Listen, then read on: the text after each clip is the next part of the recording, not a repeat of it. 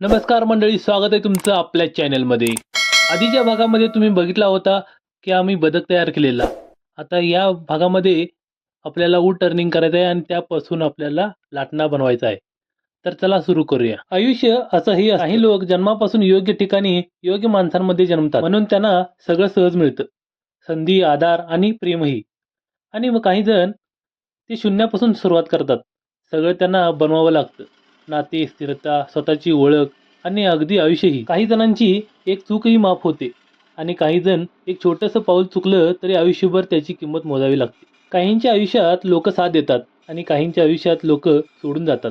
अगदी गरजेच्या वेळी काहींना प्रेम मिळतं, काहींना फक्त धडे मिळतात. काहींचं आयुष्य रस्ते तयार असलेल्या मार्गावर जातं आणि काहींना स्वतःचा रस्ता तयार करावा लागतो, काही वेळा रक्तानं, काही वेळा अश्रूंनी. पण आयुष्याचा सगळ्यात कठीण आणि खरं सत्य इतकं, सगळ्यांना समान आयुष्य मिळतं पण सगळ्यांना समान परिस्थिती कधीच मिळत नाही. आणि म्हणूनच तर काहींना सुख सहज मिळतं आणि काहींना त्याच सुखासाठी आयुष्यभर झगडावं लागतं. आयुष्य कोणासाठीच थांबत नाही. तू थकलास, तुटलास, रडलास तरी दुसऱ्या दिवशी तुला तुटून सगळं सांभाळायचं असतं. लोक सुरुवातीला खूप जवळ येतात, काळानुसार तितकाच सहजपणे दूरही जातात. आणि हे सत्य स्वीकारायचं, कारण कोणाचंही वागणं आपण बदलू शकत नाही.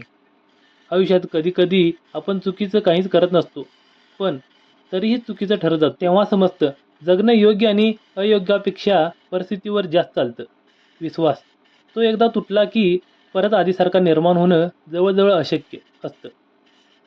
हे कितीही नाकारलं तरी हेच खरं वास्तव असतं. आयुष्यातले सगळेच लोक समजून घेतील असं नसतं. काहींना फक्त त्यांच्या सोयीचा आपण हवेत असतो. आपल्या दुःखात किती जण खरे उतरतात हे आयुष्य नेमकं दाखवून देतं. आणि महत्त्वाचं म्हणजे काही गोष्टी पचवाव्या लागतात, काही स्वीकाराव्या लागतात आणि काही लोकांना शांतपणे स्वीकारावं लागतं.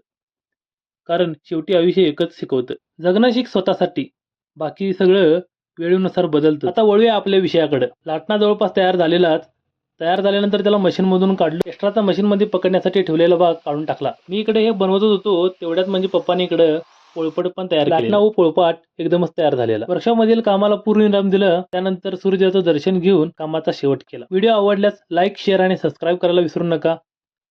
भेटूया पुढच्या व्हिडिओमध्ये. धन्यवाद.